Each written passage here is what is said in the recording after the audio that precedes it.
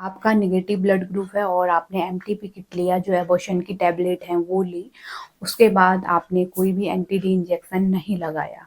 जबकि जो महिला होती है जिसका ब्लड ग्रुप नेगेटिव है और उनके हस्बैंड का पॉजिटिव है, उनको प्रेगनेंसी लग जाती है और किसी कारणवश एबॉर्शन हो जाता है, या फिर आप खुद से टैबलेट लेके सफाई करवाती हैं, है ना, अनवांटेड प्रेगनेंसी लग जाती है जब, तो उसके बाद उनको एंटी-डी इंजेक्शन 3 दिन के अंदर अंदर लगाया जाता है, 72 आवर के अंदर अंदर लगाया जाता है, ताकि शरीर में एंटीबॉडीज डेवलप ना हो, रिएक्ट ना करें, है ना।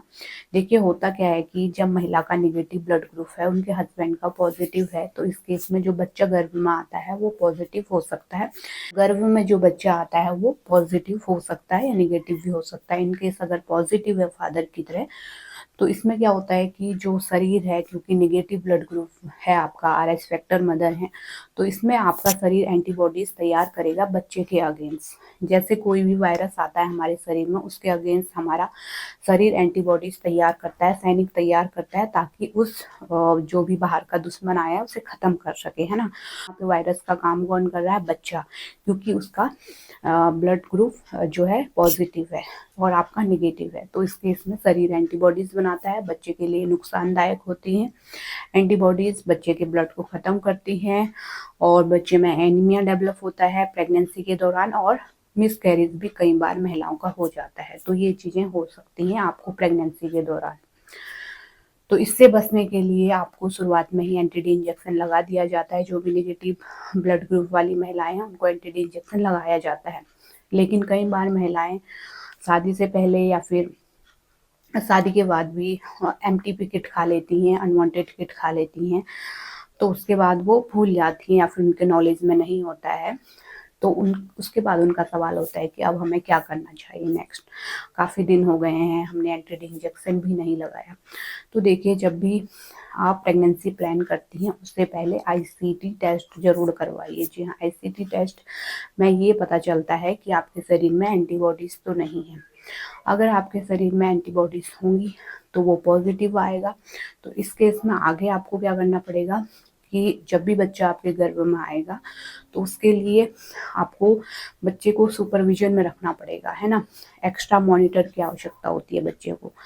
बार बार डॉक्टर के पास जाना होता है, डॉक्टर को अपनी प्रॉब्लम बतानी होती है। कई बार सरकारी हॉस्पिटल में जल्दीबाजी में डॉक्टर इस चीज़ को ध्यान नहीं देते, तो आपको डॉक्टर को बताना है ना, इस तरह की प्रॉब्लम है करके, पहले हमने एमटीपी किट लिया है। तो ये चीज़ें आपको करनी है। और आईसीटी टेस्ट अगर नेगेटिव आता है तो कोई प्रॉब्लम वाली बात नहीं है, तो उसमें एंटी-डी इंजेक्शन लगाइए। पॉजिटिव आता है तो प्रेगनेंसी को मॉनिटर किया जाता है। अगर बच्चे में कोई कॉम्प्लिकेशन दिखते हैं, कोई प्रॉब्लम दिखती है, तो उसके रिगार्डिंग ट्रीटमेंट चलाया जाता है, ताकि प्रेगनेंसी स्मूथली चल सके, कोई प्रॉब्लम ना आए। बीच बीच में डॉक्टर आपको देखते रहते हैं। कुछ चेकअप या फिर टेस्ट आपको करवाए जा सकते हैं, तो वो रेगुलर करिए। ऐसा नहीं है कि घर पे जाके बैठ जाना है, तो नहीं तो इससे क्या होता है कि मिसकैरेज की संभावना बढ़ जाती है। तो ये चीज़ें ज़रूर करवाएं, जिससे कि समय रहते बच्चे में अगर कोई प्रॉब्लम आती है तो वो ठीक हो सके और आपको कोई भी प्रॉब्लम ना हो आगे चल के प्रेगनेंसी में, और बच्चा हेल्दी बेबी आपका पैदा हो। तो इन बातों का ध्यान रखना पड़ता है। अगर आप भूल गई हैं 72 घंटे के अंदर अंदर लगाना, तो आप बाद में ये चीज़ कर सकती हैं। आईसीटी टेस्ट करवाइए। पॉजिटिव आता है तो बच्चे के ऊपर ध्यान रखा जाता है प्रेगनेंसी के दौरान। अगर नेगेटिव आता है तो एंटी-डी इंजेक्शन आप ड्यूरिंग प्रेगनेंसी लगवाइए, जिससे कि बच्चे में कोई प्रॉब्लम ना हो। जो एंटीबॉडीज़ हैं, इस इंजेक्शन को लगाने के बाद वो रिएक्ट नहीं करती, तो ये काम होता है इस इंजेक्शन का। और एंटी-डी इंजेक्शन पे पूरी प्लेलिस्ट भी है, आप चेक कर सकते हैं, वीडियो वॉच कर सकते हैं। जो प्लेलिस्ट का लिंक है मैं डिस्क्रिप्शन बॉक्स में नीचे प्रोवाइड कर दूंगी, वहाँ से आप हेल्प ले सकते हैं। वहाँ पे मैंने कब लगाया जाता है, कितनी डोज लगती है, कितने का इंजेक्शन आता है, सब कुछ डिटेल में वीडियो बनाई हुई है। आप लोग वीडियो देखते नहीं हैं, आप प्लेलिस्ट पे जाइए और वीडियो देखिए और आपको पूरी हेल्प मिल जाएगी। तो इसी तरह के हेल्पफुल वीडियो देखते रहने के लिए चैनल को जरूर सब्सक्राइब कीजिए। Thanks for watching.